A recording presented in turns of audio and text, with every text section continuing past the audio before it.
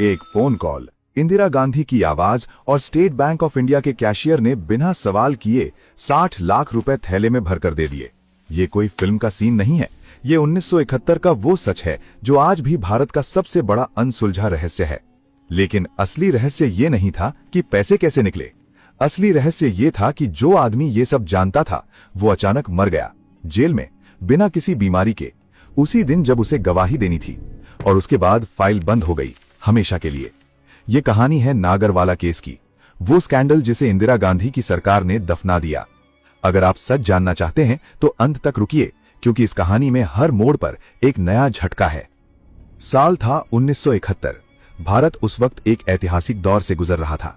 बांग्लादेश की लड़ाई की तैयारी चल रही थी। पाकिस्तान से तनाव चरम पर था। लाखों शरणार्थी भारत में आ रहे थे। सरकारी मशीनरी पर अभूतपूर्व दबाव था और प्रधानमंत्री इंदिरा गांधी, जो उस वक्त अपनी राजनीतिक ताकत के शिखर पर थीं, पूरी तरह व्यस्त थीं। देश का ध्यान बाहर था, मीडिया का ध्यान सरहद पर था, और इसी माहौल में, इसी अफरा तफरी में एक शख्स ने वो चाल चली जो शायद भारत के इतिहास की सबसे साहसी और सबसे रहस्यमयी ठगी है। उस शख्स का नाम था रुस्तम सोहराब नागरवाला। नागरवाला कोई साधारण आदमी नहीं था। वो भारतीय सेना का पूर्व अधिकारी था, इंटेलिजेंस की दुनिया से जुड़ा हुआ। उसने सेना में रहते हुए कई ऐसे काम किए थे जिनके बारे में आम लोगों को पता नहीं था। लोगों की नकल उतारने में माहिर, आवाजें बदलने में उस्ताद। वो किसी की भी आवाज को इस तरह कॉपी कर सकता था कि करीबी रिश्तेदार भी धोखा खा जाएं। और उसके पास एक ऐसी जानकारी थी, एक ऐसा इनसाइडर नॉलेज जो शायद उसे नहीं होनी चाहिए थी। 24 मई 1971 सुबह का वक्त। दिल्ली के पार्लियामेंट स्ट्रीट पर स्टेट बैंक ऑफ इंडिया की मुख्य शाखा। उस शाखा के चीफ कैशियर थे वेद प्रकाश मल्होत्रा, एक अनुभवी जिम्मेदार अधिकारी। 30 साल का बैंकिंग अनुभव। उन्होंने हजारों लेन देन किए थे। वो किसी के बहकावे में नहीं आते थे।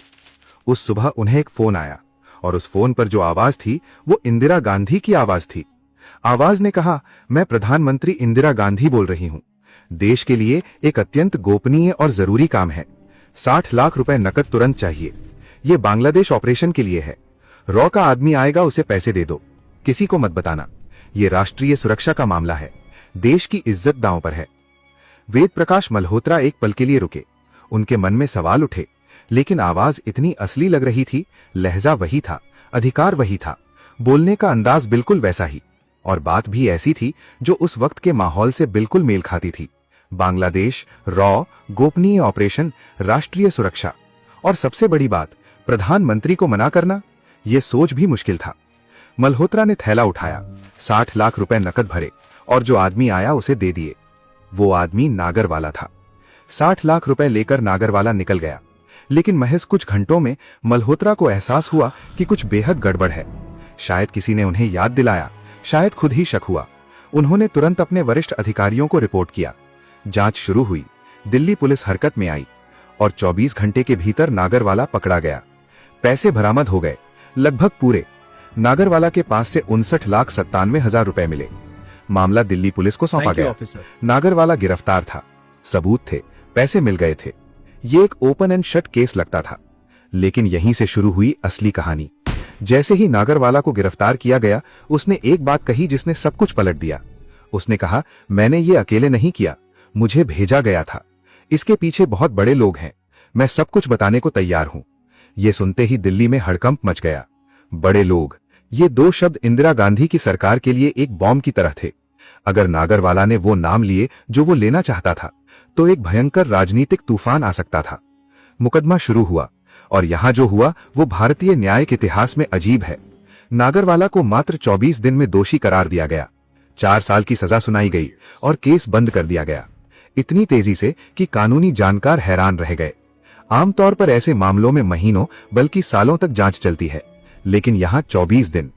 नागरवाला का पूरा बयान सार्वजनिक नहीं किया गया। उसने बड़े लोगों के बारे में जो कहा वो रिकॉर्ड पर नहीं आया। किसने उसे ये करने को कहा, यह सवाल दफन हो गया, और बिना किसी विस्तृत जांच के केस बंद।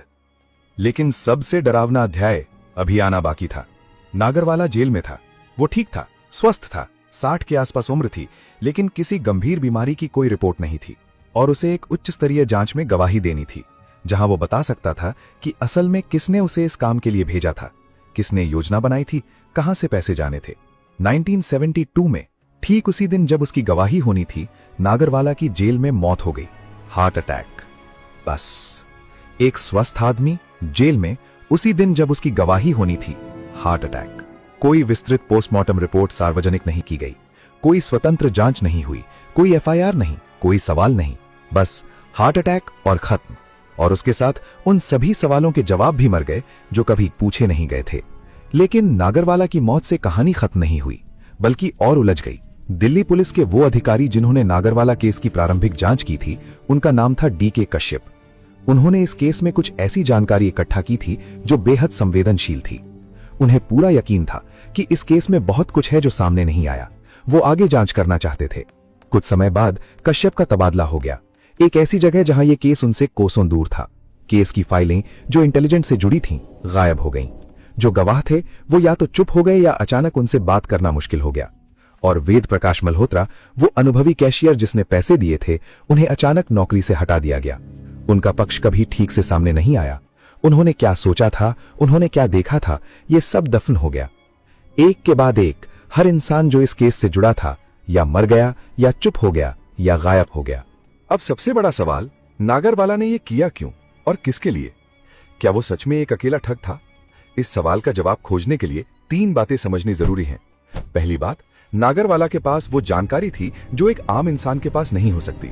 स्टेट बैंक की उस खास शाखा का नाम, उस दिन उस वक्त कैशियर का नाम, बांग्लादेश ऑपरेशन का संदर्भ जो उस वक्त सिर्फ चुनिंदा लोगों को पता था, और ये जानकारी कि इस तरह का ऑपरेशनल खर्च कैसे होता है, ये सब किसी इनसाइडर नहीं दिया होगा।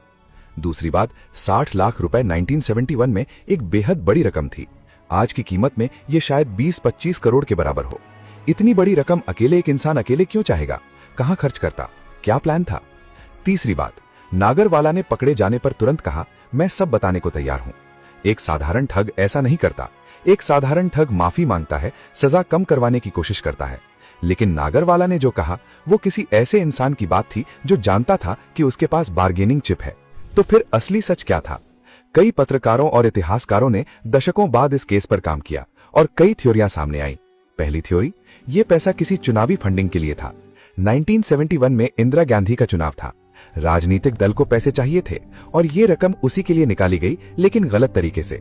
नागरवाला उस चेन का एक हिस्सा था जो पकड़ा गया। दूसरी थ्योरी, ये पैसा सच में बांग्लादेश ऑपरेशन के लिए था। रॉ उस वक्त पूर्वी पाकिस्तान में बड़े पैमाने पर काम कर रही थी। मुक्ति वाहिनी को फंड करना था और यह पैसा उसी के लिए था, लेकिन इतने गोपनीय तरीके से कि ऑफिशियल चैनल से नहीं निकाला जा सकता था। तीसरी थ्योरी, नागरवाला खुद एक इंटेलिजेंस ऑपरेशन का हिस्सा था। किसी ने उसे इस्तेमाल किया और जब वो पकड़ा गया तो उसे बलि का बकरा बना दिया गया। जेल में उसकी मौत इसीलिए इतनी सस्पिशियस है। इस केस ने 1971 की संसद में तूफान खड़ा किया। जयप्रकाश नारायण, लोकनायक, उस वक्त के सबसे बड़े विपक्षी नेता, उन्होंने संसद में यह मुद्दा उठाया। उन्होंने मांग की स्वतंत्र जांच हो, सीबीआई को इसकी जांच करने दो, जो भी हुआ देश के सामने आए। लेकिन सरकार हर बार टाल देती, हर बार एक नई तकनीकी बाधा आ जाती, हर बार कहा जाता जांच चल रही है, और धीरे धीरे केस की आवाज दब गई। और 1975 में जब इमरजेंसी लगी तो ये केस हमेशा के लिए दफन हो गया। जो पत्रकार इसे खोदने की कोशिश करते थे उन पर सेंसरशिप थी, जो नेता सवाल उठाते थे वो जेल में थे। नागरवाला केस इंदिरा गांधी के दौर का सबसे बड़ा और सबसे ज्यादा दबाया हुआ रहस्य बन गया। आज 50 से भी ज्यादा साल बाद इस केस के कुछ तथ्य तो पक्के हैं। नागरवाला ने 60 लाख रुपए निकलवाए, ये सच है। वो 24 घंटे में पकड़ा गया, ये सच है। 24 दिन में सजा हुई, ये सच है। गवाही से पहले जेल में मर गया, ये सच है। और उसके बाद जो जांच होनी चाहिए थी वो कभी नहीं हुई, ये भी सच है। लेकिन जो सवाल आज भी अनसुलझे हैं, किसने नागरवाला को भेजा? इंदिरा गांधी की आवाज की नकल करने की ट्रेनिंग उसे किसने दी? वो 60 लाख रुपए असल में किसके लिए थे? और नागरवाला की मौत सच में हार्ट अटैक था या कुछ और? इन सवालों के जवाब शायद किसी बंद सरकारी फाइल में दफन हैं, शायद किसी की याददाश्त में छुपे हैं, या शायद जानबूझकर हमेशा के लिए मिटा दिए गए। नागरवाला केस सिर्फ एक ठगी की कहानी नहीं है, ये उस दौर की कहानी है जब भारत में सत्ता इतनी ताकतवर थी कि सच को दफनाना आसान था, जब एक अधिकारी की मौत को हार्ट अटैक कहकर बंद किया जा सकता था, जब जांच अधिकारियों का तबादला हो सकता था, जब फाइलें गायब हो सकती थीं।